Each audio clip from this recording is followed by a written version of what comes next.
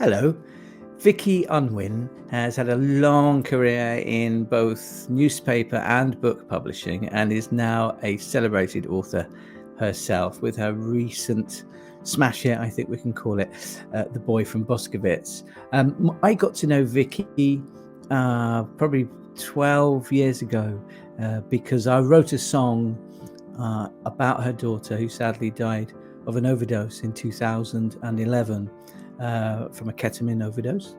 And Vicky and I did a lot of campaigning about the dangers of legal highs, drugs in general, for youngsters.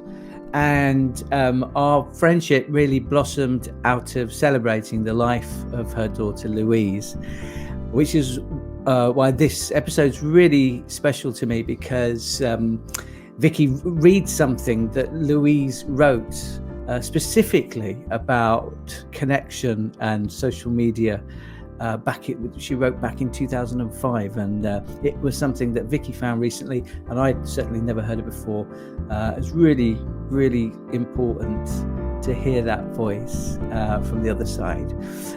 So I really hope you enjoy this episode of Super Connected Conversations with Vicky Unwin.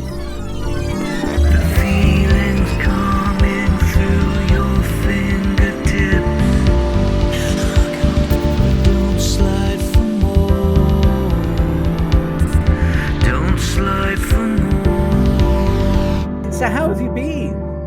I'm fine. Well, no, I've actually got all sorts of aches and pains and things, which are very annoying, like bad shoulder and stuff. But, nothing really serious. Nothing serious. No, just annoying, not sleeping very well. And, but okay. And okay. You're looking well. I'm feeling well. I mean, I must say, I am starting to get very tired of lockdown. No, I suppose it's one way of saying, isn't it, lockdown? But just actually the entire life that I'm leading, having to be through the screen of everything, all the apps and the writing and it's just, yeah, I'm longing for some stuff that doesn't involve tech. Really, I know. I'm teched out actually, but we're all getting rather good at it. But normally, I don't bother to make myself look nice because no one really sees. But then I suddenly thought, oh God, you always look nice. Come on, and I mean that's sort of a lot of what I want to talk about, the tech stuff. Excuse me, but also in context of what you know about addiction, because we've both attended various events that are associated with addiction in the time we've known each other, and of course now there's a whole different type of addiction, which is to do with how much time we spend like this all on that. What do you think about all that? I mean, do you have any of that those worries yourself about being addicted? Well, Ross says I'm addicted to the mobile phone, but I think, well, you'll know this as a writer, and you're a musician and a writer, it's actually really important, especially in lockdown, to maintain contact with the people who are following you and are meant to be reading your books or whatever. And if you don't have a social media profile, then your creativity will die. And I it's a very sad state of affairs, but I think that's why I'm constantly doing 2 or 3 Instagrams a day, trying to do a tweet a day, doing Facebook postings, because that's the only way that you get noticed. Yes, and I noticed that you've done that a lot since your second book. Yeah, came out. I don't remember you doing that with your first book. Well, I kind of, even though I'd been a publisher, Tim, I was very naive, because when we had authors, we were very good and we promoted them, and we did stuff for them. And I thought, rather naively, having been in Singapore for 2 or 3 years, that, the game hadn't changed. And I just thought my publishers might do something. But of course, they did absolutely nothing first time round. So this time round, I was a bit more hopeful. They did do a little bit, but not very much. So the only stuff I got, I mean, I've done quite a few podcasts and got quite a few reviews. It's all been stuff that I've done. So I decided, therefore, to take it into my own hands and get quotes from people who've read the book, and I have a very good technical advisor in the house who, put it all up, and also I contact other writers who I knew in the sort of genre, and you only get I got one very well-known writer who was quite good, and Peter Godwin, and you just got to do it yourself, haven't you? Well, you do everything yourself. Absolutely, yeah. And I mean, it's great to hear that for you as a writer, it's really it's working for you, isn't it? Social media. Well, I hope so. I haven't quite seen the sales figures. I mean, I think people just don't. I don't know. In lockdown in particular, people buy books on Kindle, so it doesn't count. But we've sold quite a. I was told about 3 or 4 weeks ago we'd sold 500 copies of a hardback at whatever 25 quid to begin with, which was quite good. It's never going to be a bestseller, but hey, listen, everyone who's read the book really likes it, and it's got all the Amazon 5 stars, so I'm very pleased about it. Yeah, congratulations. I think it's great to hear that you haven't had any kind of overtly negative experiences with social media or addiction in terms of it being problematic in terms of the way you manage your life, which is, I think, is not been the case for quite a lot of young people. Yeah. The rise of mental health problems isn't entirely associated with the screen time, but I think there's quite a lot of evidence that some of it is, and it's not helping. You spent a lot of time with younger people your whole life, and I think you always will, and there are some people like that. They just have a kind of a vibe that's youthful, and you do. What's your feeling with your younger friends through this last year with the lockdowns? Well, it's really hard because you can't see them, but I think a lot of them have actually have not been on social media. I think a lot of people are consciously, because I'm in a different generation, I'm not quite the same, but I mean, a lot of people have taken themselves off Facebook for political reasons, and and Twitter and all the rest of it. In our generation, it's the kind of way that old fogies communicate, because that's just where the channel your friends, although increasingly on WhatsApp, but you have to set up special WhatsApp group with people. That's all rather tedious and time consuming. It's much better to have a one-hit wonder. I love Instagram, actually. I think that's really good. But I think a lot of the young people are just not on social media. But I think, to be quite honest, the kind of kids I know are probably not the most socially deprived. Right. Yeah. And I think it really makes a difference whether they can get out to walk in the parks or meet their friends or do whatever. I mean, I think if you are stuck in a sink estate somewhere and you're on the 16th floor and, all the rest of it, and everybody's living in one room, I can quite see that it would become very addictive because, life is, I mean, I think what has happened is Britain has really divided into the haves and the have-nots now. And I think there's some horrible statistic, like 40% of our children live below the poverty line. And it's outrageous. I mean, I do some kind of work with the homeless up here in Belsize Park, and it's just horrendous. The kind of people who are falling through all the cracks. Yes. And are you doing work with the kind of kids who, don't have access to tech in the way that so many people do?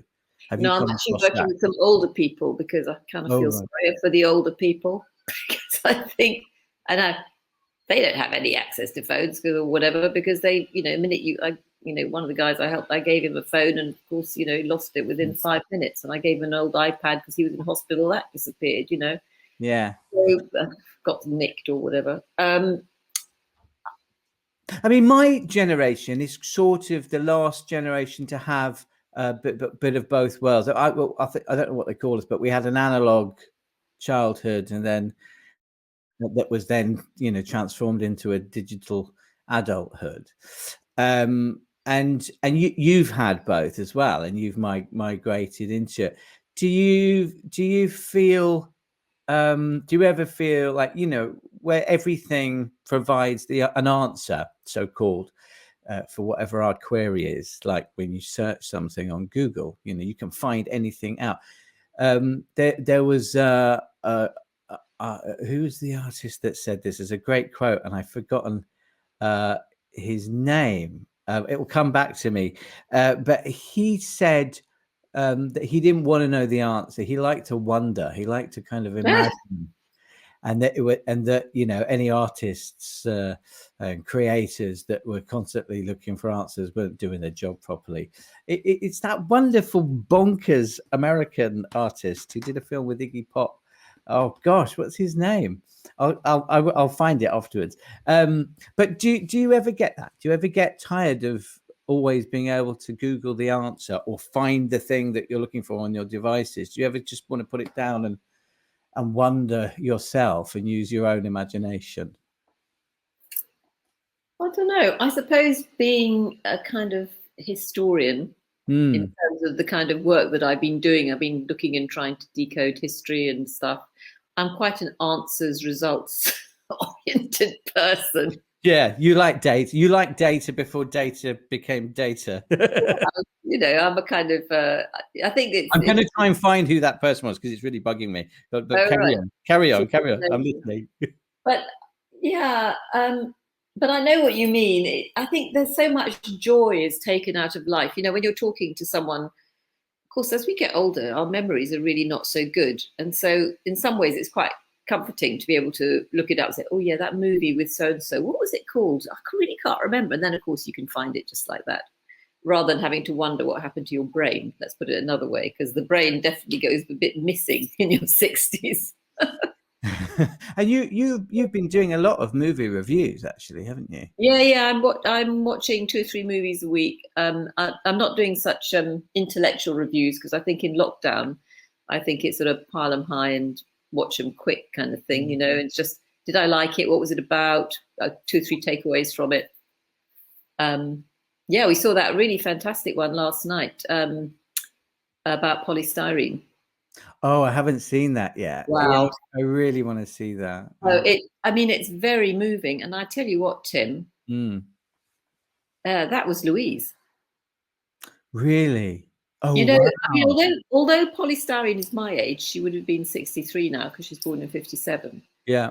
I watched her at the age of 18, you know, 19 in these clubs, looking old beyond her years and belting out these amazing songs. And Ross and I both turned to each other and said, do you know, that's exactly the kind of person Louise was. And then, of course, she burnt out.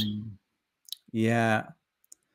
And went a bit Dooley and Hare Krishna and all those sorts of things that, you know, Louise toyed with all these kind of weird and wonderful things. But it's just that really, really gifted, talented, artistic personality. And talking about, it's quite funny actually, talking about addiction to social media, we found an essay that Louise wrote when she was about 15 about people being addicted to social media. We put it up on Facebook yesterday. Ross transcribed it. And this was years ago. Wow. I was going to say, are you all right to talk about Louise? Because I mentioned her in the introduction and as our connection. But I'm really always happy to talk about her. She's in the next room. I mean, she's here, you know. Yeah. Totally. That's extraordinary. She wrote that when we were back on Facebook had just started, really. Probably about the time you were at Coco. She got a star from her English teacher. And it was about, she thought social media was BS, she called it, bullshit. And people using, it was very new, you know, she had little acronyms for everything. It was hilarious. But read it, it will really make you smile. I will. We just found it yesterday. And it's extraordinary. She was like, you know, can't remember. Can you read it now? Is it long? Do you want to read it on this? I can probably find it if you give me a sec. I'll find it on my Facebook. Yeah. Actually, I'll find it on. It is extraordinary if I can read it properly. Get the search thing. You carry on talking while I find it. Oh, I'll just edit it back in. Oh, okay. Okay, I think we're almost there. A future of BS and stupidity. Stupid in capital letters. So it was probably written in about 2005. Mm-hmm. So we'll have to, she died in 2011, 21, so we can work that out. In the future, we will all be slaves to things like personal stereos, computers, and mobile phones. That's the title of the essay. Welcome to the new age, one of ultimate non-communication. People fool themselves into thinking that they are communicating by having their mobile switched on all day and checking their emails constantly. What they are actually engaging in is the ultimate form of non-communication, which will now, from now on, be referred to as UNC, ultimate non-communication, I think that stands for. The phenomenon of UNC has only arisen in the last 10 years or so. It is highly dangerous as people often do not recognize UNC for what it actually is. UNC occurs when one being transmits unnecessary waffle, which from now on will be referred to as BS, via UNC unit, such as a mobile, telephone, or computer. This BS often takes the form of a subject which one party could not really care less about, as it does not concern them in any way. Here is an example of BS. Hi, Miranda. Just to let you know, Jack broke up with me. I'm so depressed. Oh, I am sorry. BS is, however, only BS if the information is conveyed through a UNC unit. Otherwise, it's just known as information. The demon that causes this information to become BS is the issue of a non-communicative communication, otherwise known as UNC. And the reason is simple. UNC contains no personal levels whatsoever, and therefore the BS has to be interpreted by the person on the receiving end of the BS. Often, this BS is misinterpreted as negative BS or unnecessary BS, which makes a lot of people sick of all this BS. It would be very harmless BS, apart from one thing: UNC is highly addictive. A UNC addict is often compulsive, a regular checker of UNC units, impulsive, frequently changes plans over UNC, paranoid, says things like, why haven't they called yet? And cannot go any long period of time without UNC. In other words, their life is ruled by BS. However, when the young UNC addicts do have a spare moment away from all their usual BS, they can usually be found indulging in the following: stereos, TV, underage drinking, PlayStations, internet, and occasionally drugs. And she's highlighted the capital letters of all those. Abbreviation equals stupid. Stupidity also carries the same high risk addictiveness. In conclusion, our lives are already controlled by BS and stupidity. Wow. That's age 15 or 16. That's just extraordinary. And that we didn't know. I didn't know you were going to present that today. No, I only found it yesterday. I mean, I found it in 2011, but you know. So that was in 2011, which no, that was in 2005. 2005. Oh my God, no, because she passed in 2011. So it was literally just after I came back from Thailand. Yeah, just after you met her. Yeah, when that lovely video of her bouncing around on your stage at Coco. Yeah. She really was so bright, wasn't she? What an amazing thing to share. Thanks for sharing that, because but you live with her in your life, don't you? Well, I read that and I thought, wow, it's one of those things, and I wrote a blog about it a couple of weeks ago. It really is hard to imagine what she would be doing now. That was one of the things I wanted to ask you. Yeah. What you thought in the midst of the last year, the lockdown, and having to depend on technology and use it more than ever. What do you think she would have done? I don't think she'd be really big on technology, actually, because I think she was so creative. She'd be making her own stuff. Mm. And the thing... Tangible stuff. Sorry? Tangible stuff. Yeah, stuff. She'd be making stuff. Yeah. She'd be writing, creating, drawing. I mean, Polystyrene made all her own clothes out of bits of rubbish. And that's the sort of thing Louise would be doing. And so even if she wasn't really meant to be going out, I suspect she'd be doing just that. She'd create outfits and she'd probably go out on the town and strut her stuff and, meet friends in the park or just be a bit crazy. But amazingly, I do think actually, I think she'd probably have had a baby by now, like a lot of her friends have done, because she was really, she, you know, loved cats and children and was very maternal, actually. Yeah. I don't know. Maybe extraordinary. not. I can imagine she would have been one of the people making the emergency PPE, you know, so many different designers, and I think art schools and all kinds of people were making their PPE when it was clear there wasn't enough. She would definitely have been doing that, wouldn't she? She would be doing all. She was just so community minded, and we didn't realize this until after she died. And you know, there's a card plopped on the doormat of her home a few days after she died from a little old lady down the road who she'd been doing shopping for and stuff, you know, who was ill with cancer or something. And we had no idea. Yeah. That was the sort of person she would be doing. She'd be probably working with the homeless or something, you know, as well as doing, I can't really ever see her having a job. She was a connector, wasn't she? Yeah. She knew, or she had no fear of connection. Certainly that's what I felt when I met her, and the amount of activities that she just got involved in creatively, there was no question. It was, and it's a lot of what this series has been. Why I've been doing it. It's about the three things: creativity, community, and connection. You know, and all those, that magical triangle. And she seemed to be, that was innate. In the middle of it. Yeah. Yeah. She was in the middle of that triangle, doing one or the other at any given time, wasn't she? Absolutely. Yeah. I think that's wonderful. Are you going to? You've posted it on Facebook, but yeah, I don't know. I don't know what else to do with it. Really, it's just yeah. We'll have a think. I think it's a lovely thing to share of posthumous work. It's on her website, actually. You know, we did this louisecattell.com website. So Ross has put it on there. In fact, he's just, because we got in touch with you about, we lost a lot of the links to all the original stuff, the films and stuff. So I noticed that when I was, you know, because I'm the editor. So Ross just does it and then he doesn't check anything.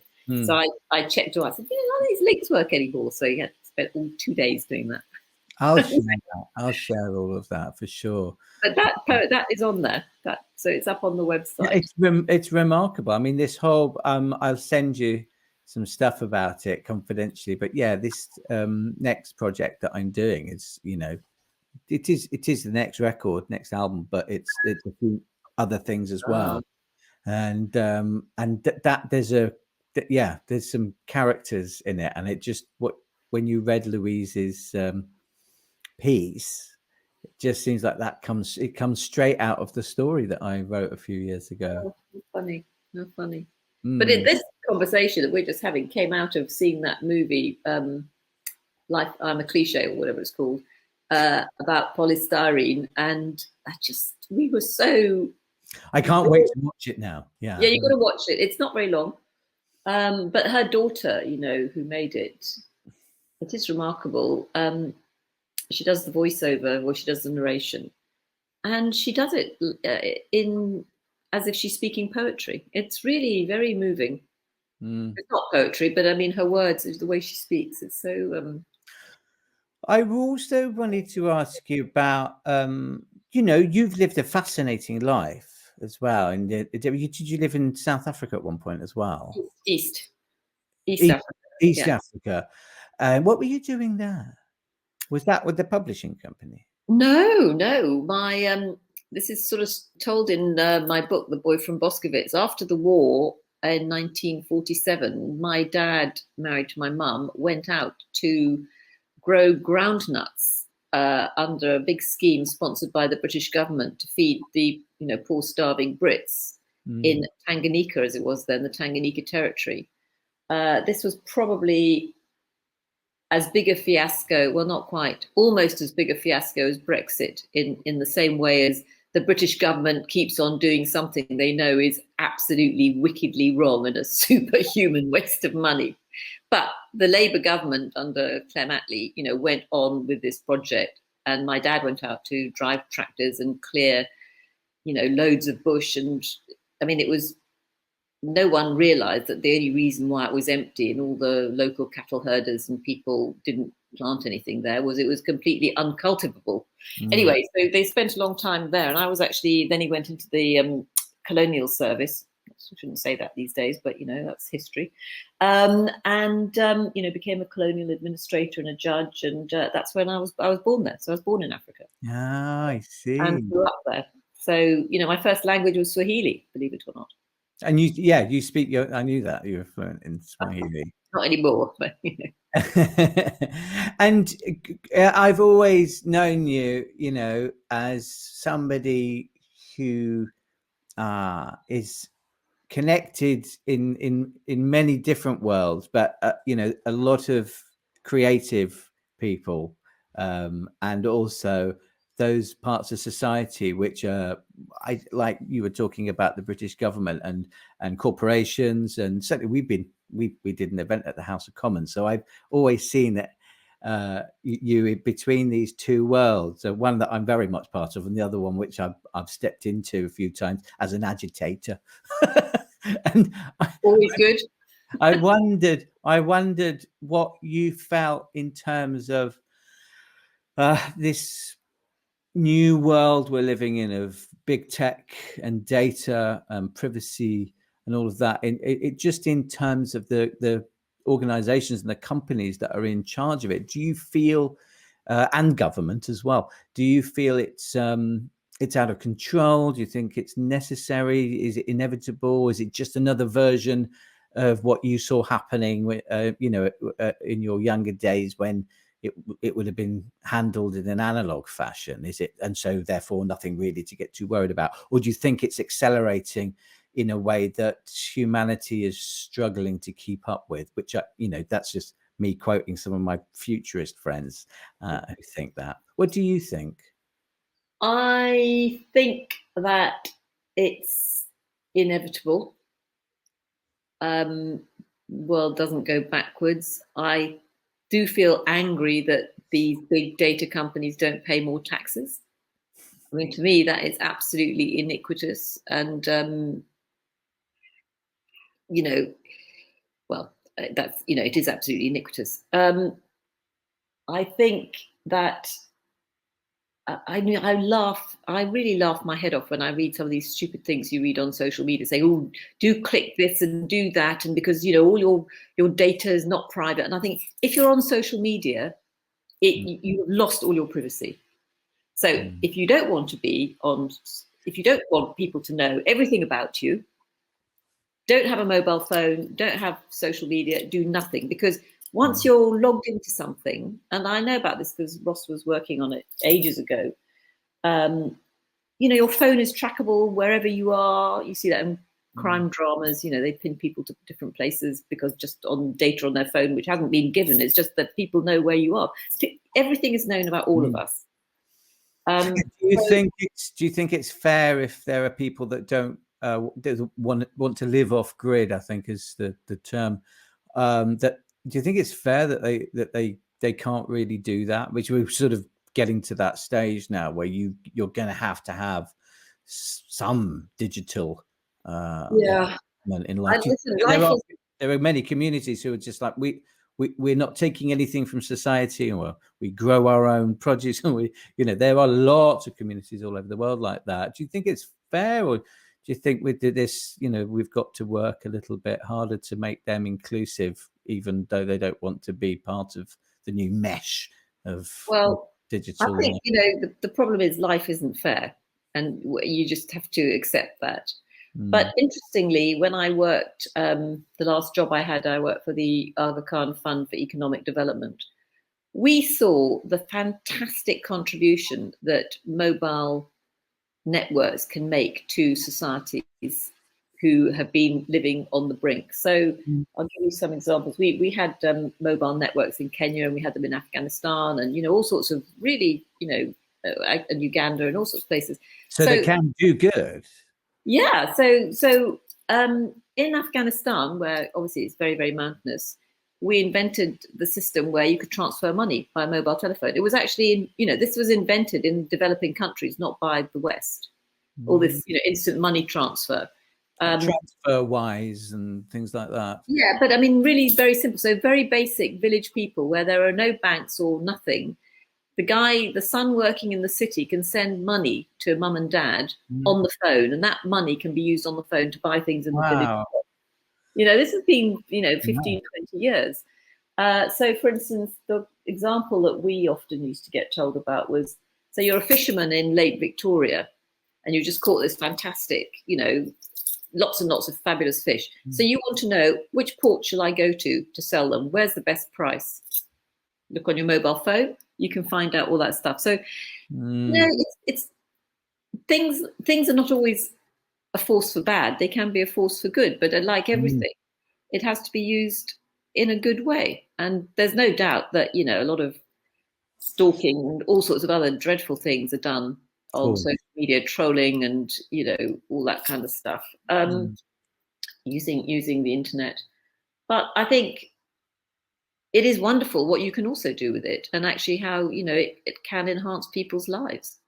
Yeah, that's the thing that I think we all want to hear more about. I think with especially after a year of constant life on tech, I know I feel like that. I want to hear some exciting, productive and creative ways that. Well, and listen, I'm involved in some charities that teach children in the remotest regions of the world, and there is no electricity in most of these places. You can get a bit of solar to charge telephones and things, but you can use distance learning through a screen, a smart screen. Computers are just out of it now in the developing world. So much can be done just goes straight from, straight into, I can't remember what you call these. This is my senility coming in, sort of handheld devices.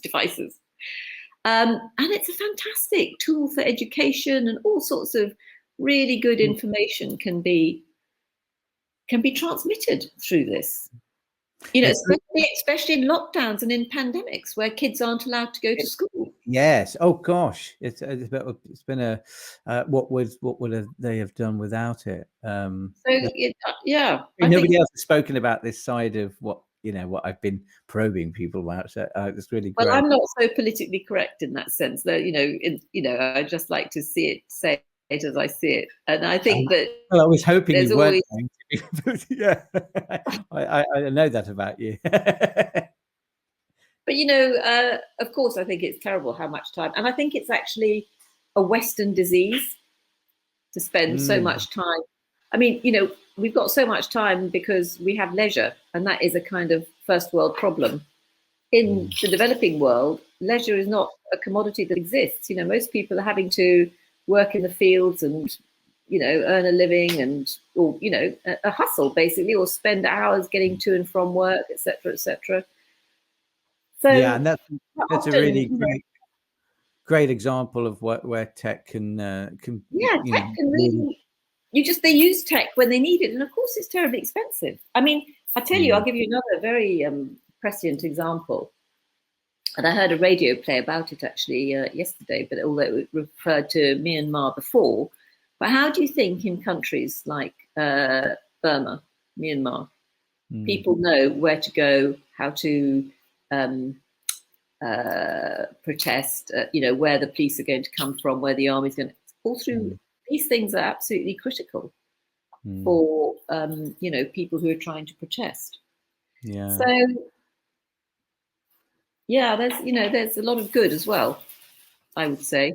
I think, well, that's a wonderful way to end this episode of Super Connected Conversations, because I this has really balanced out the unofficial debate I've been oh really inviting. I'm really just having chats, with everyone, but your view is very very different and really positive as well, which is great. Thank you. Oh, good. Yeah. Well, Tim, always nice to see you. We'll see you in real life somewhere in Soho soon, I hope. Oh, God, you can count on it. Yeah, definitely. All right, Vicky, thanks so much for coming. Yeah. Speak soon. See you soon.